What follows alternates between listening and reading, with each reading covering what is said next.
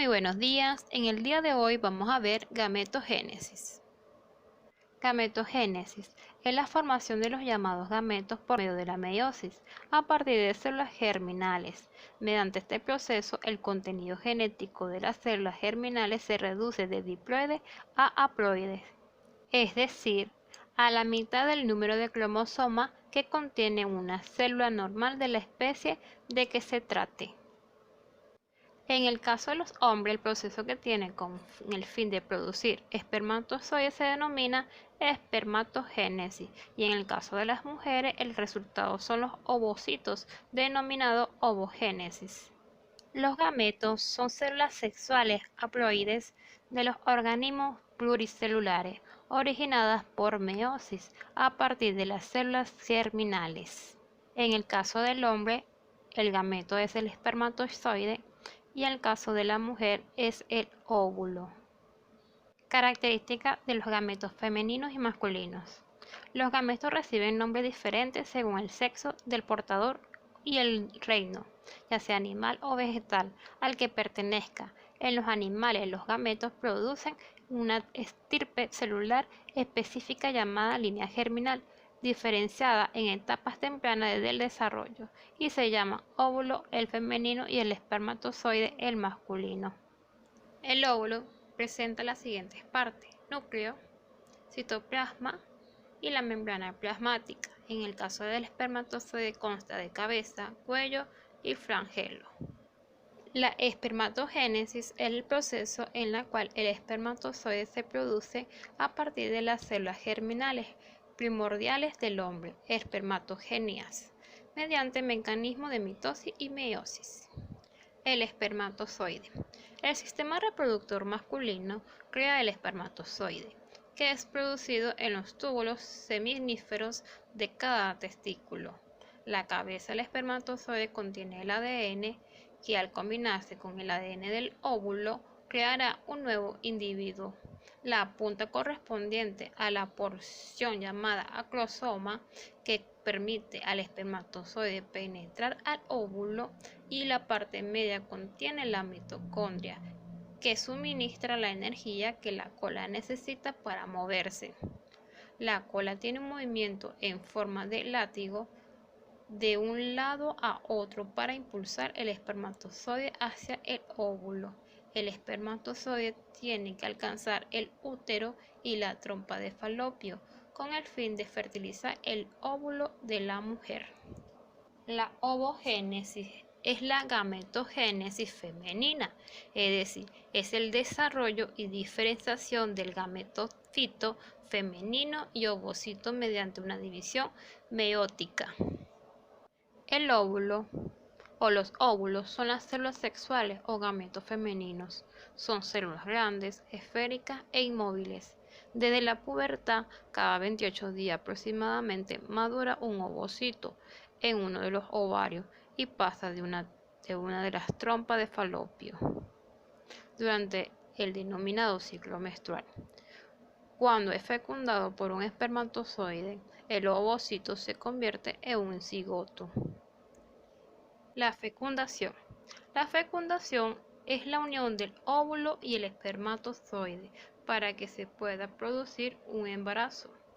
En la especie humana, la fecundación es interna, es decir, tiene lugar en el interior del cuerpo de la mujer, en concreto en las trompas de falopio. Esta es la denominación embarazo natural o in vivo. La fecundación es la función de los gametos masculino y femenino, es decir, el espermatozoide y el óvulo, de manera que se restablece la dotación cromosómica normal del ser humano, 46 cromosomas. Para que pueda ocurrir el fenómeno de la fecundación, el hombre debe eyacular en el interior de la vagina de la mujer. En este momento, el espermatozoide o los espermatozoides podrán acceder por el tracto genital femenino y llegar hasta las trompas de falopio, lugar donde se encontrarán con el óvulo. Etapa de la fecundación natural. Aunque el proceso de unión entre óvulo y espermatozoide puede parecer muy sencillo, lo cierto es que debe darse varios mecanismos y cambios en ambos gametos para que pueda ocurrir la fecundación. A continuación te explico paso a paso las distintas etapas de la fecundación en el ser humano. La primera etapa es la penetración de la corona radiada. El proceso de fecundación se inicia en la penetración de los espermatozoides a través de la capa de las células que rodea el óvulo, que viene siendo la corona radiada. Los espermatozoides consiguen atravesar esta capa gracias a la liberación de la enzima hialuronidasa y el movimiento de su flagelo, es decir, su cola. Una vez que atraviesan esta capa, los espermatozoides se encuentran en una segunda barrera, la zona pelúcida de la capa externa que rodea el óvulo. Viene siendo la segunda etapa de la fecundación, penetración de la zona pelúcida. Se necesita más de un espermatozoide para lograr degradar la zona pelúcida, aunque finalmente solo uno de ellos podrá entrar en el óvulo.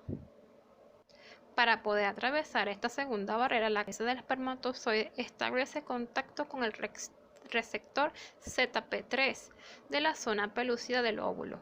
Esto desencadena la reacción acrosómica que consiste en la liberación de las enzimas hidrolíticas, denominadas espermiolicinas. Dichas enzimas disuelven la zona pelúcida para permitir el paso del espermatozoide. Asimismo, la reacción acrosómica provoca una serie de cambios en el espermatozoide que permite su capacitación final para poder penetrar en el interior del óvulo fundiendo sus membranas. La función de la membrana viene siendo la etapa número 3. Cuando el espermatozoide entra en contacto con la membrana plasmática del óvulo, se desencadenan 3 procesos distintos en el gameto femenino: la formación del cono de fecundación, la despolarización instantánea de su membrana, la liberación de gránulos corticales al espacio perivitelino. La formación del cono de fecundación permite la función de la membrana del óvulo con la del espermatozoide para que la cabeza del espermatozoide pueda entrar, a su vez gracias a la despolarización de la membrana del óvulo y la liberación de los gránulos corticales. Se evita la entrada de otro espermatozoide. La etapa número 4 viene siendo la función del núcleo y la formación del cigoto. Con la entrada del espermatozoide, el óvulo se activa para terminar la meiosis, proceso que permite la reducción del número de cromosomas. Así se libera el segundo corpúsculo polar y los cromosomas se colocan formando una estructura denominada pleonúcleo femenino. Por su parte, el espermatozoide avanza hasta que su cabeza, que contiene el núcleo del espermatozoide, queda junto con el pleonúcleo femenino.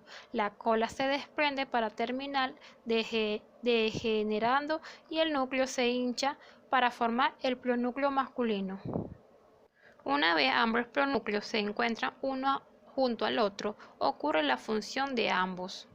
Esto supone que la membrana de ambos pleonúcleos desaparezcan para que sus cromosomas puedan juntarse y que la célula restablezca la dotación cromosómica, es decir, 46 cromosomas en total.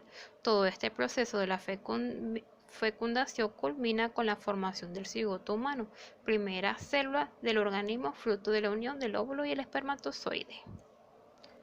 Gracias por su atención. A través del sistema SAI podrás encontrar este video y otros. Gracias.